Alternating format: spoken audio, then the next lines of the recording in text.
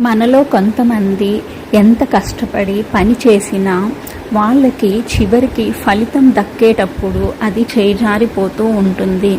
ఎందుకంటే పితృదేవతలు కోపంగా ఉండటం వలన దేవుడు వరాలను ఇచ్చినప్పటికీ కూడా పితృదేవతలు వాళ్లకు అవి చేరనివ్వకుండా చేస్తూ ఉంటారు. అలాంటప్పుడు మీరు కుండలిలో పితృదోషం ఉంది అని చెప్తూ ఉంటారు జాతకంలో.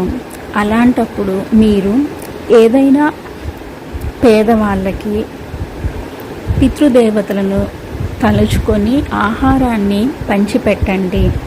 అమావాస్య రోజు బ్రాహ్మణులకు ఆహారాన్ని ఇవ్వండి. అలా చేయటం వల్ల పితృదేవతలు సంతోషించి మీ పనులు జరగడానికి సహాయం చేస్తారు. ఆహారం